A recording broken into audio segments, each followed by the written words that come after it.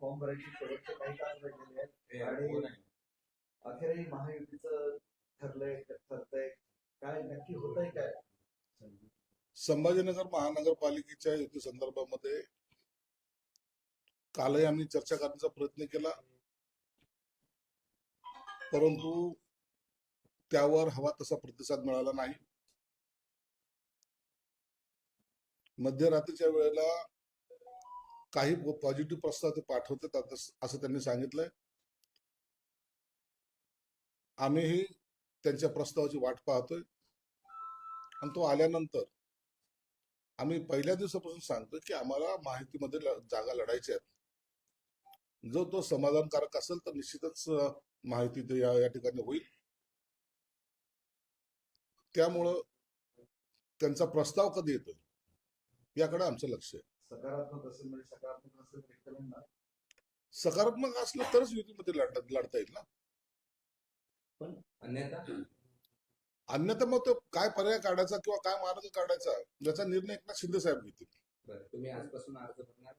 आजपासून आमच्या पक्षाचे उमेदवारांना काहींना जे काय आम्ही अर्ज भरायला सांगणार आहोत, कारण की शेवटचा उद्याच्या 3 वाजेपर्यंतचा वेळ आहे आणि एवढे सर्व अर्ज भरणं किंवा अर्ज किचकट असलेला अर्ज ते तपासणं यात वेळ जातोय. म्हणून काही उमेदवारांनी आज अर्ज भरायला हरकत नाही असं आम्ही त्यांना सांगितलं. आता हे युतीचं बोलणं झाल्यानंतर तातडीने त्यांना एबी फॉर्म देण्यात येतील. पण शिवसेनेची एवढी ताकद असते ना, 2 आमदार, खासदार, पालकमंत्री असतात, इतक्या कमी जागेत काय करतो? कोणत्या कमी जागा? आणखी आमची जागेची बोलणी झालेलीच नाहीये.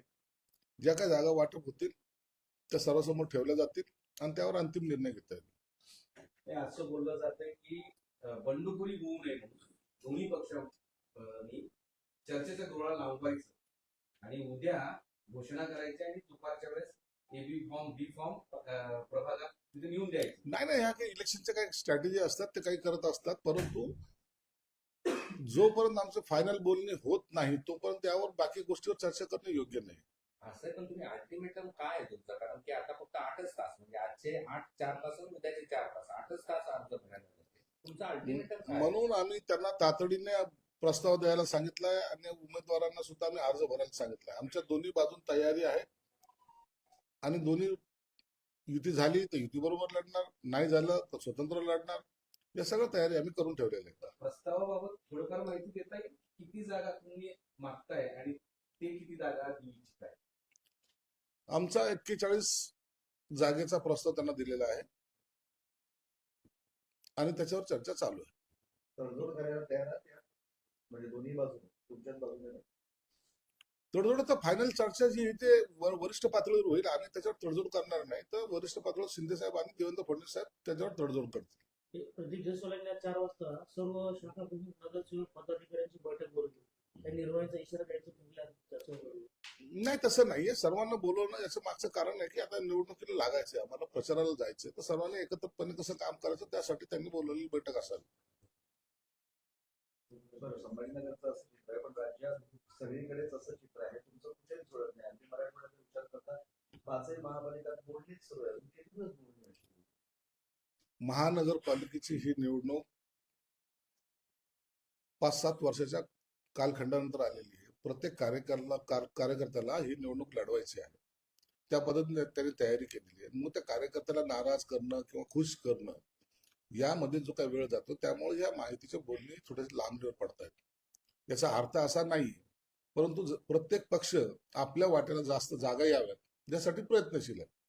ते उभाटा एकीकडं सर्वाधिक जागा लढवते उभाटा 75 जागा लढवतो आणि काही मुस्लिम उमेदवारांना होतं 12 जागा संभाजीनगर. उभाटा काय उभाटा मामू येते तर त्यांना त्यांना त्याच्याशिवाय त्यांना पर्याय काय त्यांनी मुस्लिमांना जागा द्याव्यात का नाही द्याव्यात हा त्यांचा प्रश्न वैयक्तिक प्रश्न आहे आणि त्यांना मताची जर बेरीज करायची असेल तर अशा प्रकारे त्यांना करावंच लागतं पण एकीकडे उभाटा 75 आणि तुम्ही 35-40 जागा लढवतायत. उभाटाच्या बरोबर कोणी जायला तयार नाही ना उद्या सपाने 115 जागा लढवल्या म्हणून काय झालं जागा लढवणं आणि यश संपादन करणं याच्यामध्ये फार फरक आहे तुम्हाला कुणकुण लागले असं कळतं की तुम्ही आधी जाहीर केली की जे बंडखोर आहेत जे नाराज आहेत तुमच्याकडचे म्हणजे भाजप तुमच्याकडचे ते पटकने त्यांच्याकडे जातील सीट्स घेण्यासाठी जे बसलेले आहेत ते कुठलीही रणनीती आखत अहो हे निवडणूक आहे या निवडणुकीमध्ये कोणी नाराज होणार कोणी खुश होणार हे ठरलेलं आहे याच्यात गणितामध्ये नवीन काही चेंजेस होणार नाही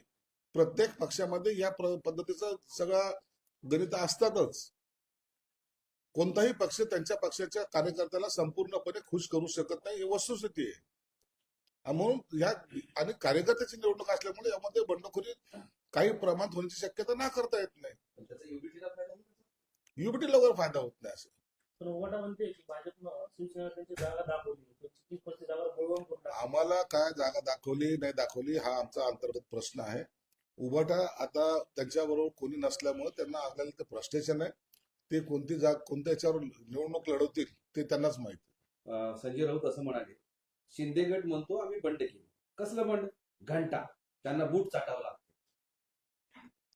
आता आम्ही जे काय बंड केले त्यामुळं तुम्हाला जे आमची घंटा वाजवायच्या वेळ आलेली त्याकडे तुम्ही लक्ष द्या आम्ही तुमच्या हातात आमचा घंटा दिला आणि तुम्हाला वाजवायला लावलाय आणि आमच्या नावाने रोज बोंबलताना तुम्हाला तो घंट्याची आठवण येते शिंदे साहेबाचा घंटा टंग असं म्हणून तुम्ही आमच्या घंट्याची चिंता आता तुम्हाला जास्त पडलेली आहे. शिंदे गटामध्ये ठाण्यामध्ये राजीनामा सत्र सुरू आहे ही आता 1857 बंड आहे का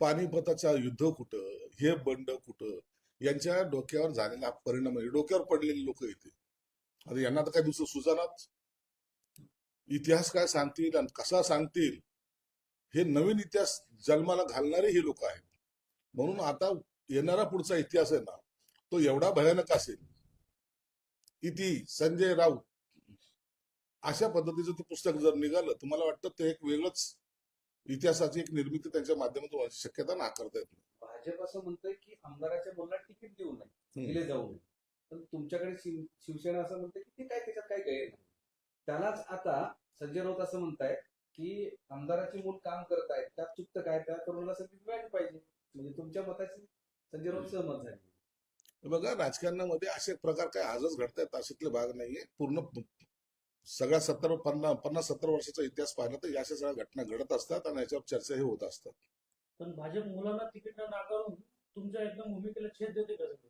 तर काय तुमच्याकडे मुलांच्या भाजपने काय भूमिका घ्यावी हा त्यांच्या पक्षाचा प्रश्न आहे त्यावर आम्ही भाष्य करणार नाही परंतु अशा पद्धतीने एकदमच कुणाचं तिकीट नाकारणं हे सुद्धा योग्य नाही उपराजधानी महायुती फुटण्याच्या मार्गावर आहे भाजपकडून शिवसेनेला एक अंकी जागाचा प्रस्ताव म्हणजे फक्त 9 जागांचा प्रस्ताव पाठवला कुठे बनवलं तर नागपूरला 20 जागा मागितल्या तिथे देत नाही 20 जागा. मग नसेल तर त्या टायमाला ते एकनाथ शिंदे साहेब निर्णय घेतील असंही होणार नाही की आम्ही एकदम कमजोर आहोत किंवा काय आहोत अशा प्रकारचा भाग नाहीये ज्या ठिकाणी लढायची ताकद आहे त्या ठिकाणी आम्ही लढणार अखेर राष्ट्रवादी काँग्रेसचे दोन्ही गट पुणे पिंपरीचे चौडे एकत्र आले आणि तुम्हाला दंड चुकवला. ते एकत्र आले त्याचा कोणालाही आनंद किंवा आश्चर्य वाटण्यासारखं काही नाहीये पुण्याचं बारामतीचं राजकारण हा सगळ्या महाराष्ट्राने पाहिलेलं आहे म्हणून नवीन काही चमत्कार घडला असं आम्ही मानायला तयार नाही ओके राज ठाकरेंनी आता असं म्हटलंय की त्यांच्याकडे ईव्हीएम आणि मोदी आहेत त्यामुळे त्यांना मान आता ईव्हीएम म्हणायचं मोदी म्हणायचं नंतर पैशाचा वाटप म्हणायचं या आता सगळ्या तुम्ही जे काही बोलतायत ना त्याला लोक आता कंटाळलेले आहेत. तुमची शक्ती कमी झाली हे तुम्ही मान्य करायला तयारच नाहीत म्हणून आता अशा प्रकारे वक्तव्य करून मतदार काहीतरी तुमच्या बाजूने कळेल अशी शक्यता कुठेही दूर पर्यंत नाही म्हणून आता या वक्तव्याला लोक एक मजाकीचा विषय म्हणून पाहतात हे सांस्कृतिक मैदान बुक करून टाकलेले 5 दिवस आता ते उबाटाच्या 5 दिवस मोठमोठ्या सभा तिथं होणार आहेत ना. प्रचंड जाहीर सभा त्यांच्या 5 दिवस होणार आहेत. उद्धव ठाकरे सभा होणार. हो, ते पण सभा घेणार आहेत. आणखी कोण, संजय राऊतची एक मोठी वेगळी सभा होणार आहे. त्याच्यानंतर त्यांच्या प्रवक्ते जे आहेत त्यांची मोठी सभा होणार आहे. म्हणजे गर्दी, तुफान गर्दी सांस्कृतिक मंडळावर होणार आहे. हे सगळं आमच्या संभाजीनगरला एक वेगळी पर्वणी असणार. म्हणून 6 दिवस आम्ही सुद्धा त्या सभेची वाट पाहतोय. शक्य झालं तर आम्ही पण जायचा प्रयत्न करू. त्यांनी तुम्हाला चॅलेंज केलंय त्या एवढ्या दिवसांपैकी एक दिवस आम्ही तुम्हालाही देतो. आणि आम्हाला नका चॅलेंज करू. आम्ही लय कमजोर लोक आहोत. तुमची ताकद जास्त आहे ना, घ्या तर 6 दिवस सभा घ्या. आम्हाला नको सांस्कृतिक सभा. मातोश्रीवर तिकीट वाटपावर नाराज नाट्य पाहायला मिळालं. वरुण सरदेसाई आणि अनिल परबामध्ये नाराज नाट्य. निवडणुकीच्या काळामध्ये हे नाराजी नाट्य प्रत्येक पक्षात होतं. त्यांच्या पक्षात झालं म्हणून आम्ही टीका करायची ना, आमच्या पक्षात झालं तर त्यांनी टीका करायची. हा स्वभाव नसावा. प्रत्येक पक्षामध्ये ह्या तिकिटासाठी कुरबुरी ह्या होत असतात. तुमचा मनसेचा तिसरा जो घटक पक्ष आहे त्याला विचारलंच नाही, संपूर्ण मराठवाड्यात विचारलं नाही, ते कोण केलं विचारलं नाही, ते विचार सगळीकडे स्वतंत्र लढत नाही, फरफटत आले आणि संपले असं प्रश्न नावामध्ये पण नाही. आता या बाबतीबद्दलचा विचार हा वरिष्ठ नेत्यांनी करायचा असतो. त्यांच्यामध्ये काय ठरलंय काय नाही त्याच्याबद्दलचं भाष्य मी करणं योग्य नाही. पण इथं 100 जागा लढवतोय. त्यांचा तो पक्षाचा विषय आहे. त्यांनी किती लढवा हा त्यांचा प्रश्न आहे. म्हणून त्याचं भाष्य करणं योग्य नाही. ओके. मराठवाड़ा में महाराष्ट्र में आपकी और भाजपा की युति नहीं मुझे दिखाई दी, उसके बारे में आप क्या कहेंगे? देखिए, मराठवाड़ा में हम सब तरफ बार बार कह रहे हैं कि हमको युति चाहिए, महायुति होना ये हमारा ध्येय है. महायुति में लड़ेंगे और अच्छा से जीत हासिल करेंगे, ये हमने सोचा है. इसलिए हम भी उनके साथ हमेशा कांटेक्ट करते रहते. अभी लास्ट स्टेज है, करीबन अभी 8 घंटे, मतलब कल 3 बजे तक फॉर्म भरने का आखिरी टाइम है. उसके आज ही अगर वो युति होती नहीं तो फिर वो अलग अलग अपने अपने बलबूते पे लड़ना पड़ेगा, या युति हुई तो साथ में लड़ना पड़ेगा. सर, बांग्लादेश में हिंदुओं के खिलाफ हिंसा जारी है. फिरोजपुर में 3 हिंदू परिवारों के घर चलाए गए. बांग्लादेश हो या पाकिस्तान, इन्होंने हमेशा हिंदुओं का द्वेष किया है, हिंदुओं का रहना वहां का मुश्किल किया है, धर्मांतर करने की कोशिश की है. और इसी तरह की राजनीति ये दोनों देश ने पहले से अपनाई है. इसलिए अब इनको सबक सिखाने का वक्त आया है. जरूरी है वहां का हिंदू बचाना, ये हमारे भी जवाबदारी बनती है. और हमारे पंतप्रधान जरूर उसके बारे में कुछ ना कुछ एक्शन लेंगे.